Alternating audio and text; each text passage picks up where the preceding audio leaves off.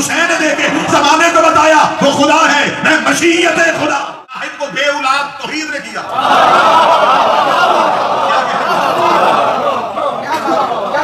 حسین نے اپنے مشیت کے اختیار کو استعمال کیا۔ میں تو نہیں بخشوں گا، لیکن ہاں اگر میری مشیت نے چاہا۔ میرے مالک تو کہتا ہے کہ تو ہی سزا دے۔ الرحمن الرحیم، جس میں خدا کہہ رہا ہے ان اللہ لا یغفر، بے شک اللہ نہیں معاف کرے گا جس نے میرے ساتھ شرک کیا۔ بہت اہم ہوتی ہے کسی عشرہ محرم کی پہلی اور تمہیدی مجلس، کیونکہ یہ بنیاد ہے جس پہ پورے اگلے 9 دن مسلسل بحث ہو۔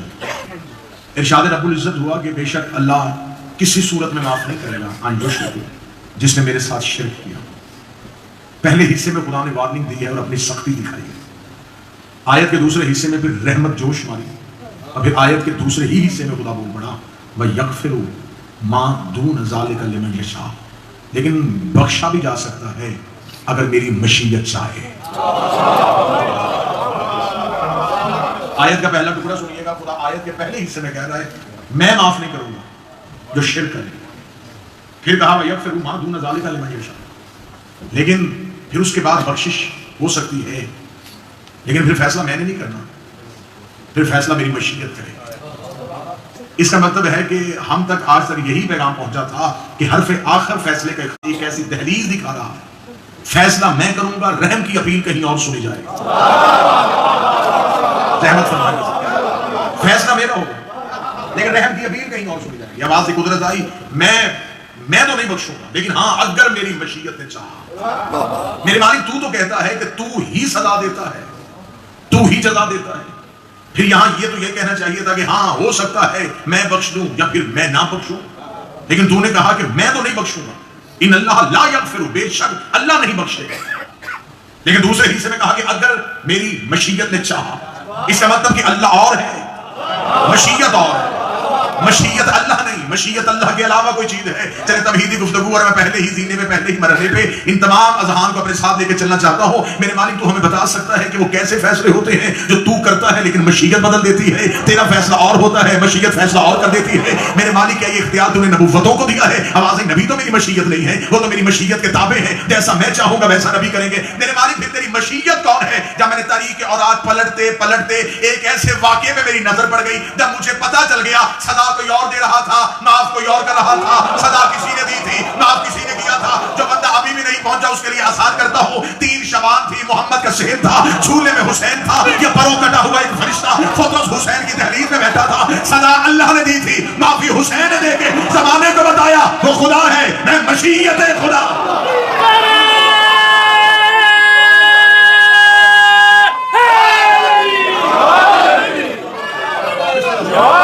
اس کا مطلب اللہ اور مشیت اور۔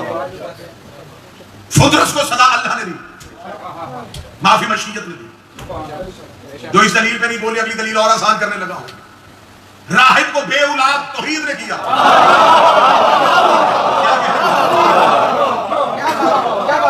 حسین نے اپنے مشیت کے اختیار کو استعمال کیا۔ اس کا مطلب ہے کہ خدا پھر اس آیت میں کہہ رہا ہے میں شرک معاف نہیں کروں گا، لیکن اگر کسی کو اس 2 واقعات سے نتیجہ حاصل نہیں ہو رہا، وہ کہے یہ واقعات تھے، یہ تو ہم نے پہلے بھی سنے ہوئے تھے، تو پھر کتابیں چاہو گے میں ممبر پہ ڈھیر کرنے کے لیے تیار۔ معصوم نے سینے پہ ہاتھ رکھے کہا نحن مشیت اللہ، اللہ کی مشیت ہم 14 ہیں۔ اب اگر یہ وضاحت میں کرنے میں کامیاب ہو گیا کہ مشیت توحید 14 ہے، تو پھر مجھے آیت کا ترجمہ بدل دیجیے گا۔ اب میں آیت کا ترجمہ کرنے آپ کو اس معیار تک لے آیا ہوں، تو میں ترجمہ یہ کروں گا، خدا نے کہا میں شرک معاف نہیں کروں گا، ہاں گناہ بخشے جا سکتے ہیں اگر 14 چاہے۔ معافی کا اختیار 14 کے پاس۔ پورا عشرہ میں نے پڑھنا ہے توحید اور توحید کی صفات پہ۔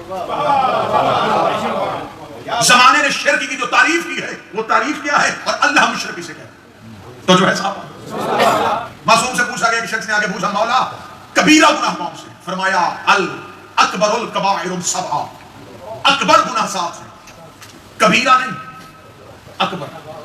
اکبر کبیرہ سے بھی بڑا ہو۔ گناہ کبیرہ گناہ صغیرہ یہ شریعت میں لفظ لکھے گئے اور اس کا ترجمہ کیا گیا کبیرہ گناہ بڑا گناہ، صغیرہ گناہ چھوٹا گناہ۔ گناہ چھوٹا یا بڑا نہیں ہوتا۔ اب میں معصوم کا ترجمہ پڑھتا ہوں یہاں پہ. معصوم سے پوچھا گیا مولا کبیرہ گناہ کون سا ہے اور صغیرہ گناہ کون سا ہے, اور تعریف اور جملہ خود بتائے گا, یہ معصوم کی زبان سے لکھی. جو سامنے بیٹھے ہوئے تھوڑی سی احمد سنائے گا, پڑھوانا آپ نے ہے, سننا پیچھے معلوم, بس فرنٹ اچھا ہونا چاہیے. دین کے ساتھ بھی یہی پرابلم تھی.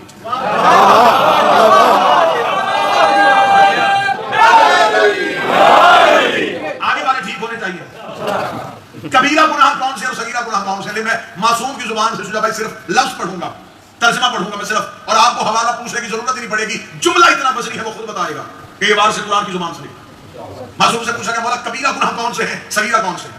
فرمایا جس گناہ کے کرنے کے بعد اس گناہ کی ضد باقی رہے وہ کبیرہ ہوتا ہے, اور جس گناہ کے کرنے کے بعد شرمندگی باقی رہے وہ صغیرہ ہوتا ہے. جہاں گناہ کرنے کے بعد پھر ضد ہو کے پھر یہ ہو, وہ صغیرہ بھی کبیرہ ہے, اور جہاں گناہ کرنے کے بعد ندامت محسوس ہو وہ کبیرہ بھی صغیرہ ہے. اب معصوم نے کہا کہ میں کبیرہ نہیں, معصوم نے فرمایا الکبائر, جو اکبر گناہ ہے وہ 7.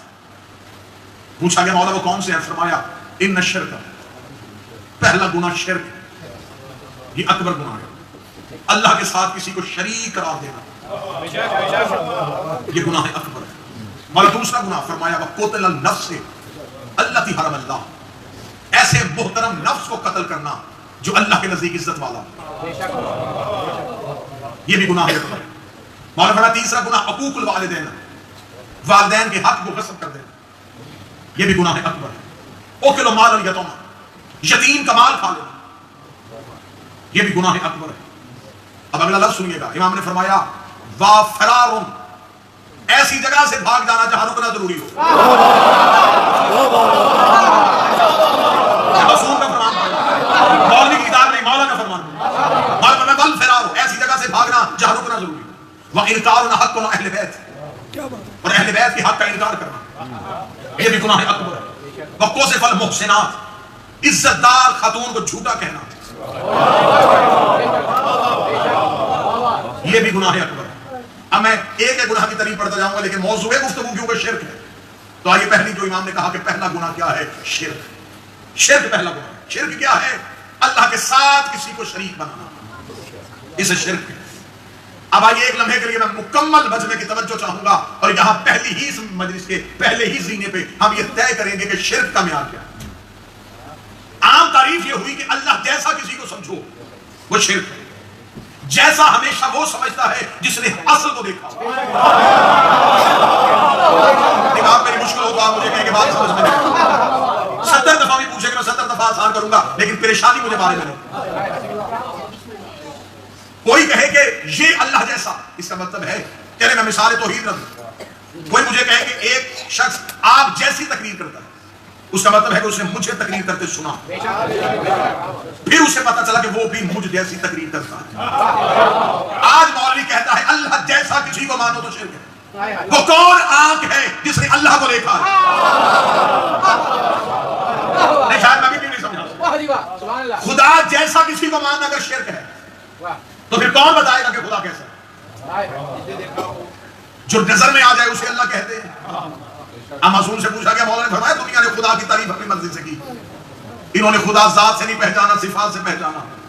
اللہ ان کے سامنے آیا, کوئی نہیں صفتوں ان کی ظاہر ہوئی, انہوں نے صفتوں سے پہچان لیا, انہیں پتہ چل گیا جو ہوائیں چلائے اسے اللہ کہتے ہیں, جو بارش برسائے اسے اللہ کہتے ہیں, جو شجر اگائے اسے اللہ کہتے ہیں, جو سمندر بہائے اسے اللہ کہتے ہیں. اور جب خاموش رہے گا مجھے دکھ ہوگا. علی نے فرمایا جن کاموں سے یہ بندے اللہ کو پہچانتے ہیں یہ کام اللہ نہیں کرتا, ان کاموں کے لیے اللہ نے فرشتے مقرر کیے ہوئے ہیں. ہوا فرشتہ چلاتا ہے, موت فرشتہ دیتا ہے, پانی فرشتہ جلاتا ہے, بارش فرشتہ برساتا ہے, اور جو فرشتے یہ کام کرتے ہیں وہ ہمارے دروازے پہ کبھی درزی بن کے آتے ہیں, کبھی فقیر بن کے آتے ہیں, کبھی یتیم بن کے آتے ہیں. لوگوں نے سمجھا اچھا تو پھر علی اپنے آپ کو خدا کہلوانا چاہتا ہے. علی نے سر سجدے میں رکھ کے کہا ہم اللہ بننے نہیں آئے, اللہ بنوانے آئے.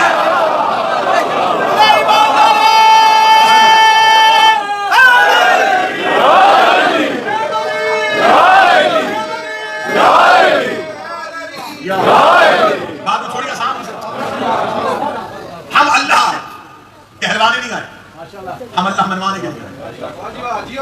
اس کا مطلب ہے کہ جو اس جیسا کسی کو سمجھے وہ شرک کرتا ہے. علی فرماتے ہیں جتنی توحید میں گفتگو علی نے کی, مجھے مولا حسین کے آخری سجدے کی قسم کسی نبی نے بھی توحید میں فتوا نہیں دی.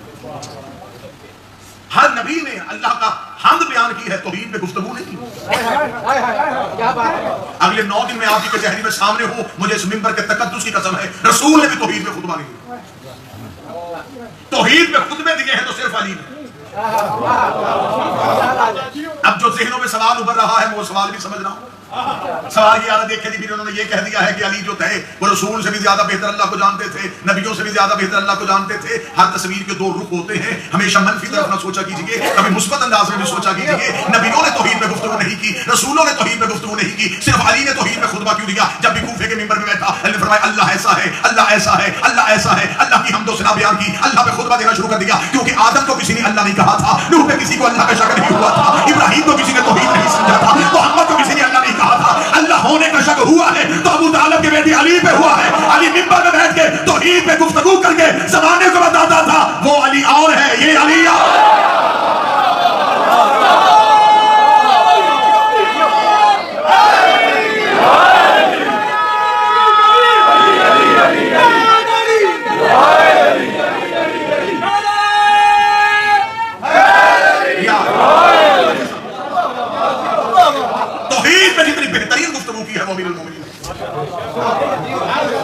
انتہائی مشکل موضوع اور انتہائی آسان انداز سے میں آپ کو سمجھا۔ شرک کیا ہے؟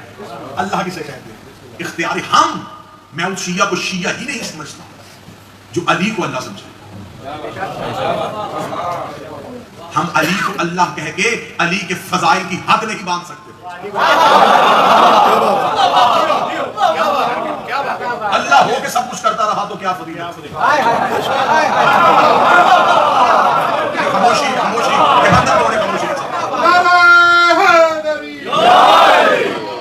میں نے کل بھی آپ سے گزارش کی تھی کہ مدرسے امام حسین میں بولنا خطیب کو داد نہیں ہوتی، اس موقف کی گواہی ہوتی کہ جو کہا جا رہا ہے میرا عقیدہ بھی ہے، اور جو کاندھے میں بیٹھا فرشتہ ہے وہ لکھ لیتا کہ اس نے گواہی دی ہے کہ یہ حق ہے۔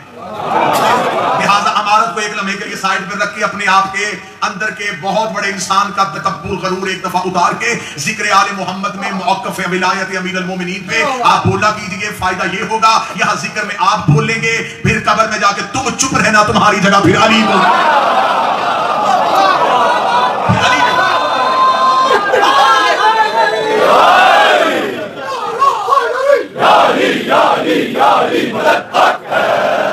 تھوڑا تھوڑا اپنی چیز سے درود پڑھتے ہوئے آگے تشریف لے آئیے۔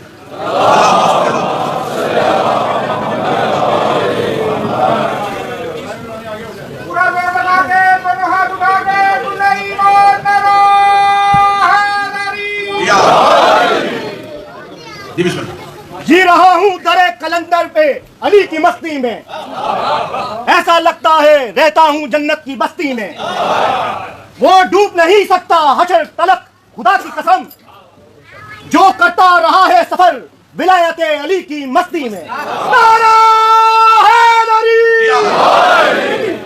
تو اب کیسے پتا چلے کہ اللہ جیسا کون ہے؟ اچھا پورے قرآن میں وہ کہہ رہا ہے میرے جیسا کوئی نہیں، کہیں وہ کہہ رہا ہے قل الحمدللہ الذی لم یتخذ ولدا، میں وہ ہوں جس کا کوئی بیٹا نہیں، لم یلد ولم یولد، نہ میں کسی سے نہ کوئی مجھ سے، بار بار نفی بھی کر رہا ہے کوئی نہیں کوئی نہیں کوئی نہیں۔ اور پھر ابو طالب کی بیٹی علی کی آنکھوں کو وہ کہہ رہا ہے کہ عین اللہ، چہرے کو کہہ رہا ہے وجہ اللہ، زبان کو کہہ رہا ہے لسان اللہ۔ تو ابن مالک ہمیشہ پہچان تو چہرے سے ہوتی ہے،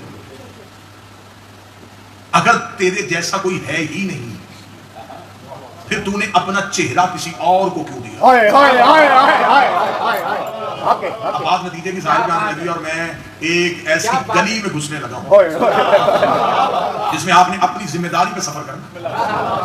کوشش میں کروں گا کہ پر ایسے عطا مالک کرتے ہیں کہ پرواز ہو سکے، قدموں میں نہیں اڑ کے وہاں سے گزر سکے۔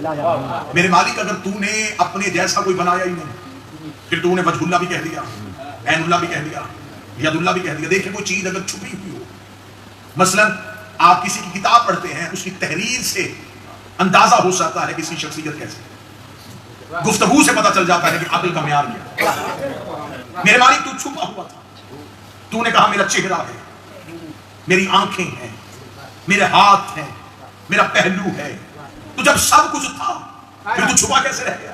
فرمایا میں نے آنکھیں بھی سامنے کر دی, میں نے چہرہ بھی سامنے کر دیا, میں نے ہاتھ بھی سامنے کر دیا. میں نے تمہیں کہا تھا اللہ کسی کو نہ کہنا, میں نے اپنے جیسا بنا کے تمہارے سامنے ظاہر کر دیا. پھر اب تم نے میرے جیسا ڈھونڈ کے نہیں لانا. اگر تمہارے علم میں کوئی طاقت ہے اس جیسا کوئی ڈھونڈ کے لاؤ. تمہارے پاس کوئی طاقت ہے تو مجھولہ بناؤ, تمہارے پاس کوئی جرت ہے تو یداللہ بناؤ, تمہارے پاس کوئی طاقت ہے تو عین اللہ بناؤ. اگر تم علی جیسا نہیں بنا سکتے تو پھر سمجھ جاؤ جب تم علی نہیں بنا سکے تو تم خدا کیسے بنا سکو گے. خدا نے کہا اس لیے میں نے تمہیں کہا ہے میرے جیسا ماننا شرک نہیں, علی کے مقابلے پہ ماننا شرک ہے.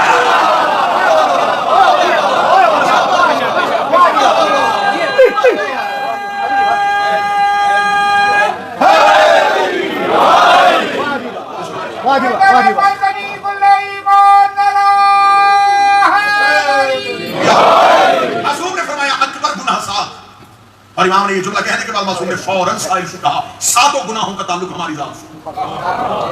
اس کا مطلب وہ کیسے؟ فرمایا شرک بھی ہم سے جڑا کیونکہ اس نے ہمیں منوایا ہے. جس نے ہمارے مقابلے میں کسی کو لا کے کھڑا دیا اس نے شرک کیا. اس کا شریک تو کوئی بن نہیں سکتا. وہ تو سامنے آتا ہی نہیں, سامنے تو ہم آئے, نظر تو ہم آئے, دکھائی تو ہم دیا, پہنچایا تو ہم نے اسے. تم نے ہم جیسے اگر بنانے کی کوشش کی تو سمجھو کہ تم نے شرک کیا. اور مشرک کی نماز نہیں ہوتی.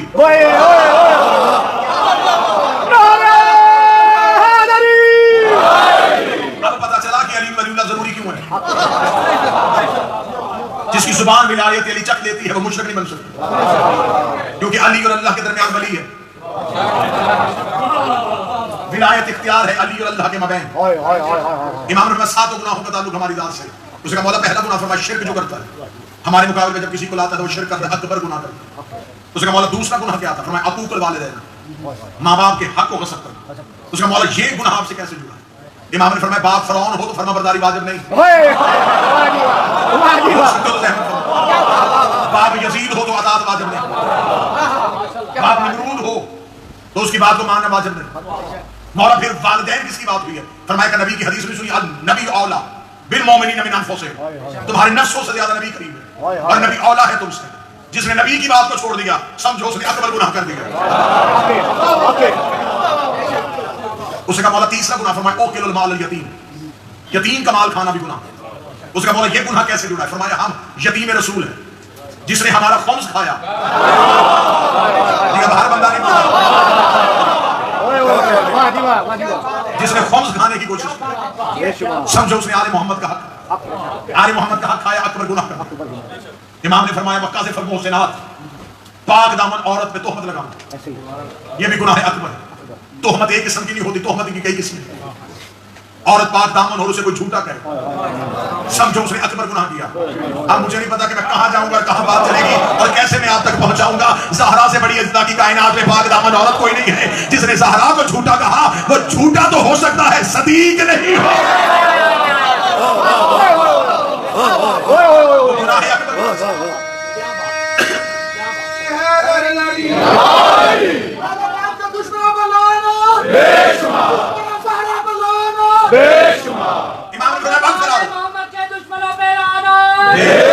بی بی پاک سیدہ کا حق کھانے والوں پہ لعنت.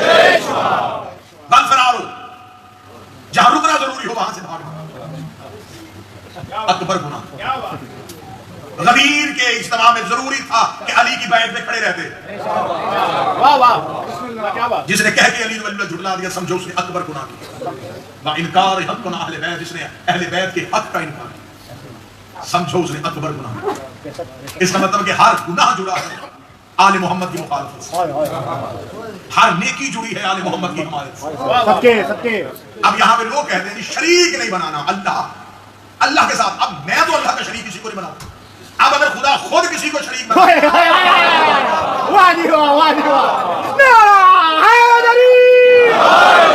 بس کا سید احمد فرمائیے کہ جنہیں بولنا آتا ہے وہ آگے بیٹھ کے, کیونکہ آپ منحصر ہوتا ہے سینے سے کوئی چیز نکال. مجمع سے پہلے خطیب خود گونگا ہو جاتا ہے.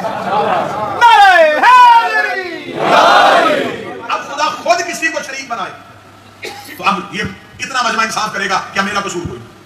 آئیے قرآن کی آیت پڑھتے ہیں. خدا کہتا ہے قل الحمدللہ الذی لم یتخذ ولدا, کہہ دیجئے تعریف اس اللہ کے لیے جس کا کوئی بیٹا نہیں. ولم یکن لہ شریک فی الملک, اور میرے ملک میں کوئی شریک نہیں. ایسے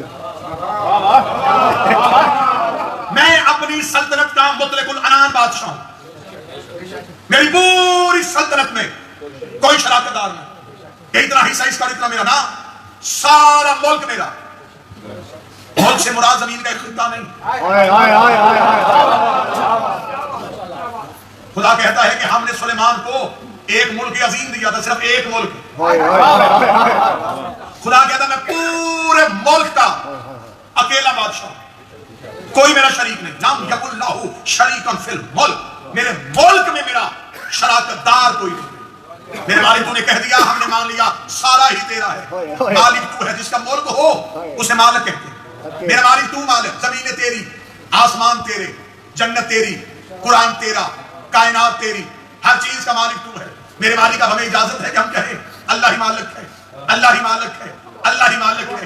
جب میں نے قرآن پڑھتے پڑھتے پھر ایک آیت میں نظر پڑی, سورہ آل عمران میں خدا نے کہا قل اللہم مالک الملک, کہہ دیجئے تمہارا اللہ ہی مالک ہے. توتی الملک من تشاء, پھر وہ جسے چاہتا ہے ملک عطا کر دیتا ہے. وہ جسے چاہتا ہے اسے ملک عطا کر دیتا ہے. میرے مالک تو نے تو کہا بادشاہ تو ہے, فرمایا جس سے میں چاہوں میں عطا کر دیتا ہوں. اس کا مطلب ہے اب مجھے نہیں پتا اس نے کس سے عطا کیا ہے, لیکن یہ نشانی ہے اس نے جسے بھی عطا کیا ہے اسے وہ خود چاہتا ہے. نہیں, اس بیان میں آنا. اس کا مطلب ہے اللہ کا ملک جس کے پاس ہے اس کی نشانی یہ ہے وہ ہی اللہ کو نہیں چاہتا, اللہ بھی اس کو چاہتا ہے. اس کا مطلب ہے کہ یہ مالک رضی اللہ تو ہو نہیں سکتے, کیونکہ رضی اللہ کے لیے تو ہم خود کہتے ہیں کہ تو راضی ہو جا. جس کے لیے ہم مانگے کہ تو راضی ہو جا, اس کا مطلب کہ وہ تو مالک نہیں, رضی اللہ تو ہو نہیں سکتے. میرے مالک پھر وہ کون ہیں جنہیں تو چاہتا ہے, وہ جن کو تو چاہتا ہے وہ کون ہے, ہمیں وہ بندے بتا دے, ہمیں پتہ چل جائے گا. تیرے ملک کے مالک وہ ہیں جنہیں تو چاہتا ہے. سورہ آل عمران ہی بول پڑی, قل ان کنتم تحبون اللہ فاتبعونی یحببکم اللہ. ان سے کہہ دے کہ یہ تیری اتباع کرے. اگر انہوں نے تیری اتباع کی پھر انہیں مجھ سے محبت کرنے کی ضرورت نہیں, اللہ انہیں خود چاہنا شروع کر دے.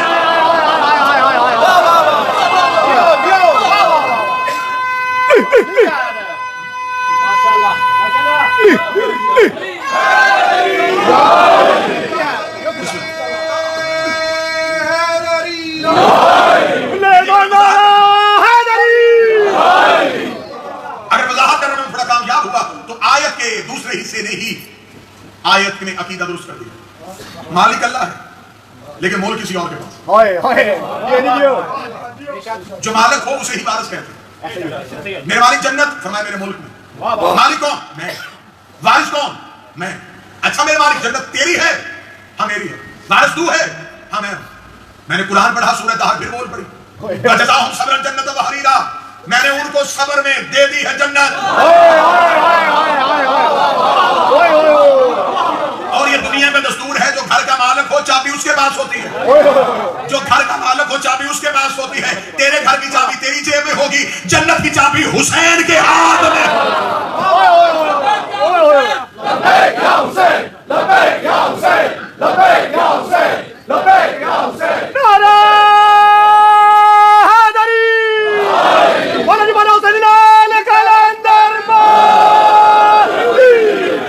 میری بات کچھ آسان بھی سکتا. مالک ہو, ملکیت اس کے بعد اسے وہ چاہتا ہے. جنت کا وارث وہ تھا, دے دی. آل محمد ہوں. میرے مالک قرآن کس کا ہے؟ میرا. وارث کون ہے؟ میں. پھر قرآن میں خود ہی کہہ گیا ثم اورثنا الکتاب الذین اصطفینا من عبادنا. پھر ہم نے قرآن کا وارث ان عبد کو قرار دیا جو ہم نے مصطفیٰ کیے ہوئے تھے. اس کا مطلب ملک بھی بیچ دیا, جنت بھی دے دی. اچھا جنت اور ملک دینے سے زیادہ مشکل تھا قرآن کا وارث بنانا. قرآن ہے توحید کی گفتگو. میں اپنی چیزیں تو کسی کے ہاتھ بیچ سکتا ہوں, اپنی گفتگو کسی کے ہاتھ نہیں بیچ سکتا. میں اپنی چیزوں کا مالک تو کسی کو بنا سکتا ہوں, لیکن یہ نہیں کر سکتا کہ میں کہوں یہ جو بھی بولے گا یہ نہیں بولے گا. اتنا اعتماد تھا اسے اس گھر پہ, اسے کہا نہیں, گفتگو بھی میری ان کی ہے. میرے والی یہ زمین جہاں ہم رہتے ہیں یہ تو تیری ہے. چل توحید پرستوں کو اتنی جگہ تو دے دے, جنت سے بھی نکال دیے, ملک سے بھی نکال دیے, قرآن کے دروازے سے بھی اٹھا دیے, ان کا وارث بھی آل محمد, جنت کے مالک بھی آل محمد. میرے والی یہ زمین کا ٹکڑا تو ان کے پاس رہنے دے, یہاں تو وہ اکڑ کے چل سکے کہ یہ ہمارے اللہ کی ہے. اب ہم اس پہ کہیں گے یا اللہ مدد, ہم اس پہ کریں گے اللہ کو سجدہ. میرے والی یہ زمین کا ٹکڑا تو ان کے ہاتھ میں رہنے دے, ملک چھین لیا ہے, قرآن چھین لیا ہے, جنت چھین لی ہے, زمین تو ان کے پاس رہنے دے. خدا نے قرآن میں منکر ولایت علی کے چہرے پہ آیت کے ذریعے سے تھپڑ مار دیا. خدا نے کہا میں انہیں کہیں کمی نہیں رہنے دوں گا. میرے مالک ان سے زمین کیسے چھینے گا؟ فرمایا وَنُرِيدُ أَن نَمُنَّ عَلَى الَّذِينَ اسْتُضْعِفُوا فِي الْأَرْضِ وَنَجْعَلَهُمْ أَئِمَّةً وَنَجْعَلَهُمُ الْوَارِثِينَ. ہم نے زمین کا وارث انہیں قرار دیا ہے جنہیں زمین پہ کمزور کرنے کی کوشش کی گئی. زمین کے وارث بھی یہ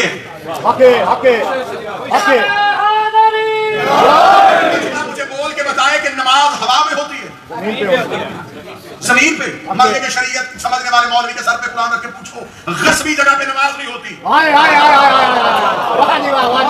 زمین ہے آل محمد کی ملکیت. نماز پڑھنے سے پہلے آل محمد کا حق ادا کر. میرے مالک یہ حق کیسے ادا ہوگا؟ فرمایا ہم پہ درود پڑھتا جا, دشمن پہ لعنت کرتا جا.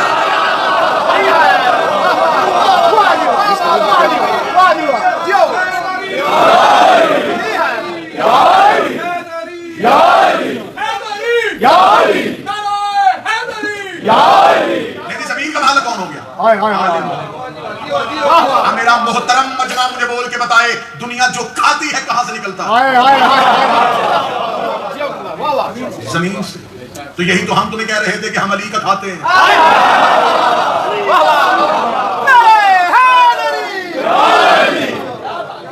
یہی تو ہم تمہیں سمجھانے کی کوشش کر رہے تھے, ہم علی کا کھاتے ہیں, ہم جو لیتے ہیں علی سے لیتے ہیں. میری توحید پرستوں سے گزارش ہے. اب جب اس نے خود اپنی مرضی سے ہر چیز انہیں دے دی, پھر اب تمہیں کس بات کی ضد ہے کہ تو دے؟ وہ کہتا ہے نحن نحیی الموتى, ہم مارنے کے بعد زندہ کرتے ہیں, ہم کرتے ہیں. میرے مالک تو کہہ دیتا کہ میں کرتا ہوں. سورہ یاسین میں خدا کا نکتب ہم لکھتے ہیں.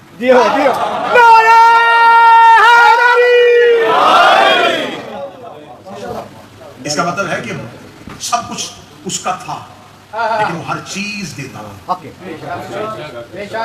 اب اس نے مالک بنا دیا انہیں, زمین کے وارث یہ ہے, قرآن کے وارث یہ ہے. اچھا میرے مالک تو نے تیری محبت کا تقاضا تھا, تو نے ہی بنائے تھے, تو نے ہی مالک قرار دے دیے, محتاج کر دیا انسانیت کو ان کا کہ مجھ تک سیدھا نہیں پہنچنا.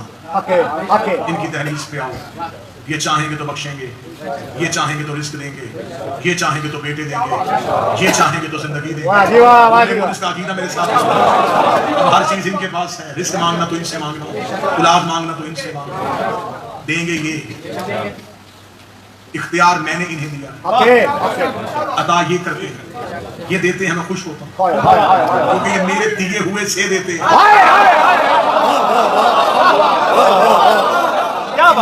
میرا سب کچھ لے کے بھی پھر بھی یہ میرے شریک نہیں بنے. ابن علی کی ادائیگی مشکل ہے, طرز ابن علی کی ادائیگی. ارے قدرت کو پھر ادھار نہ لینا پڑے کہیں, جنت تو کچھ نہیں, مجھے ڈر ہے کہ حشر میں اللہ کو اپنا عرش نہ دینا پڑے کہیں. انشاءاللہ اگلی مجلسوں میں ہم وضاحت کریں گے عرش کس کے پاس, اسی کا مالک ہے, لوہ کسے کہتے ہیں, قلم کہتے ہیں. ابھی تو میں نے چھوٹی چھوٹی چیزیں کروانی شروع کی ہیں, مضبوط ہاضمے کے ساتھ مجلسوں میں بیٹھی ہوئی. یہاں نہیں,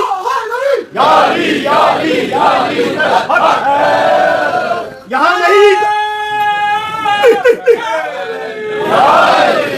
یہاں نہیں تو وہاں برادر علی علی بولنا پڑے گا. یہاں نہیں تو وہاں برادر علی علی بولنا پڑے گا. وہ چاہے ہنس کر یا منہ بنا کر علی علی بولنا پڑے گا. اے نام حیدر سے جلنے والے, تجھے یہ شاید خبر نہیں کہ روز محشر कदम कदम पर अली अली बोलना पड़ेगा। नारा हैदरी। मेरे भाई तूने हर चीज का इख्तियार इन्हें दे दिया, चल तेरी मोहब्बत है, तूने ही अपनी मर्जी से दिया। मेरे मालिक जब हम यहाँ से गुजर जाएंगे फिर आगे तो तू ही है ना। यहाँ तूने कह दिया रिस्क भी इनसे मांगो, बख्शिश भी इनसे मांगो, औलाद भी इनसे मांगो। मेरे मालिक अगले मरहले तो अपने जिम्मे ले ले, वहाँ तो तू ही होगा ना। अपने कुरान बोल रहा, कुरान से अब मेरा आवाज है, ला यमलिकुन शिफा, कोई मालिक नहीं शिफात का सिवाय मेरे। बंदों को हो गई तसल्ली, थोड़ा सांस हुआ नॉर्मल, अब ठीक है, अब वहां वो ही होगा, अब वहां हमें इनके सामने जाना नहीं पड़ेगा। कुरान का ला यमलिकुन शिफा, कोई मालिक है ही नहीं शिफा, मैं ही करूँगा। अच्छा खुदा भी वसा के मार पहले कैंसर ला यमलिकुन शिफा, कोई मालिक नहीं शिफा। बंदे बड़े खुश हुए, इल्ला मन आता खज़ा इंद रहमान आदम, सिवाय उस मन के जिसने मुझसे वादा लिया।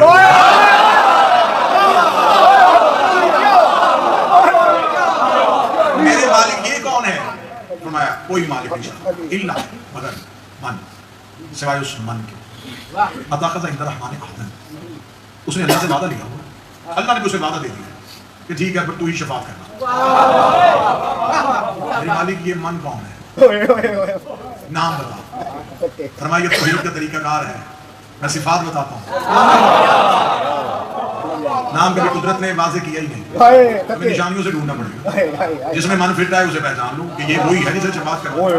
मेरे मालिक हमें मन ढूंढना पड़ेगा। अल हैदर ट्रस्ट है, यकम मुहर्रम है, पहली मजलिस है, इकट्ठे हो गए हैं सारे मोमिनीन, आज हमें मन देखना है। मेरे मालिक हमें बता दे वो मन कौन है। हमने कुरान के दरवाजे पे दस्तक दी, कुरान का दर खुला, एक आयत ने सर उठाया, उस आयत ने कहा मेरे पास भी एक मन छुपा हुआ है, अगर इसमें से ढूंढ सकते हो तो इसमें से ढूंढ लो। हमने कुरान से कहा वो मन कौन सा है? कुरान से आवाज़ है यौमा इज़न ला तनफ़उ शै इल्ला मन अज़न लहू, एक दिन आएगा कोई चीज फायदा नहीं देगी सिवाय उस मन के जिसे अल्लाह ने इजाजत दे रखी है, सिवाय उस मन के जिसे अल्लाह ने इजाजत दे रखी है।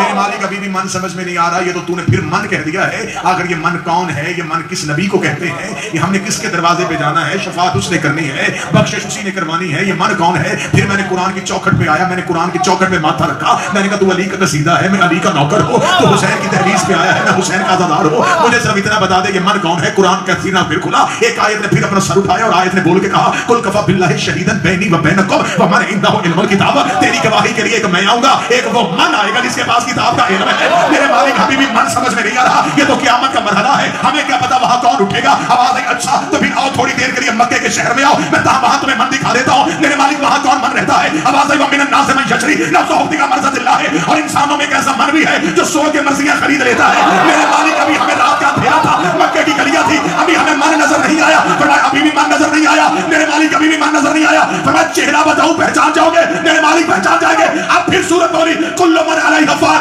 व यब्का वजहु रब्बिका ज़ुल जलाल वल इकराम, एक दिन आएगा हर चीज हलाक हो जाएगी सिवाय उसके जिसे अल्लाह का चेहरा कहते हैं, जिसे तौहीद का चेहरा कहते हैं। नहीं मेरे अल्लाह अभी भी मन समझ में नहीं आया, फरमाया फिर मैं आयत पढ़ देता हूं व मन ज़ल्लज़ी यक़रज़ु लहू क़र्ज़न हसना, और एक ऐसा मन भी है जो अल्लाह को कर्ज़े देता है। मेरे मालिक मजमा चुप है, इन्हें मन दिखाना है। आज यकम मुहर्रम, इन्हें बताओ मन कौन है? फरमाया बंदे इकट्ठे कर, कदीर के चौक में खड़े कर, मैं फलानों का मिंबर बनाता हूं, नबी से कहता हूं इन्हें मन दिखा भी, मन सुना भी।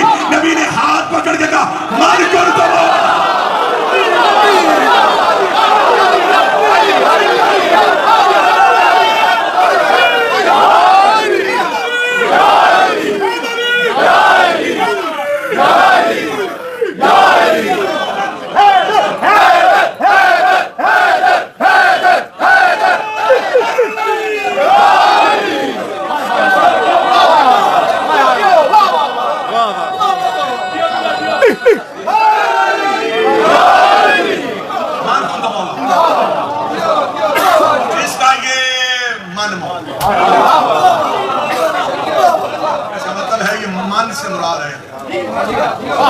अब अगली सदर में शुजा कहने लगा अब इस मन की मर्जी है, जिस मन में चाहे उस मन में आए।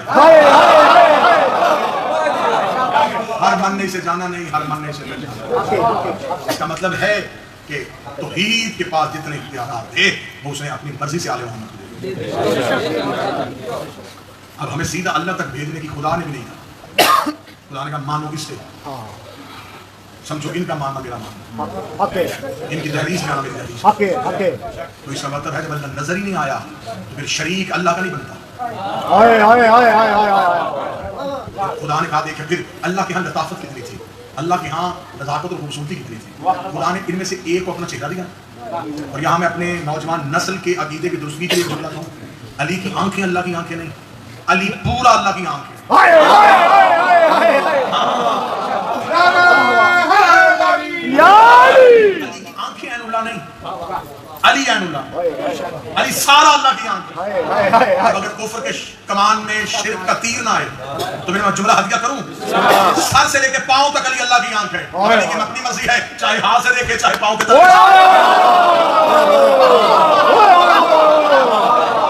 इसीलिए तो आया था फकीर दरवाजे पे, हाय हाय हाय हाय हाय। अली ने रुकू में अंगूठी दी थी। हाय हाय हाय हाय हाय। हक है। ये वजहुल्लाह, ये लिसानुल्लाह, ये फिर अल्लाह की इतनी लताफत थी, उसने चेहरा एक को दिया, एक को आंखें दी, जुबान, हर चीज का मालिक बनाया। फिर उसने चाहा कि इनमें मैंने कई और इन जैसे बना दिए। जब मैं इन जैसे बनाऊंगा फिर लोग कहेंगे तेरे शरीक तो हो गए, एक को तूने आंखें दी, एक उस जैसा कर दिया, एक चेहरा दूसरा उस जैसा, इसका मतलब तेरे चेहरे के शरीक ही हो गए। उसने कहा ठीक है, फिर मैं इस बात को भी मोहतात कर देता हूँ, मैं सारे मोहम्मद कर देता हूँ।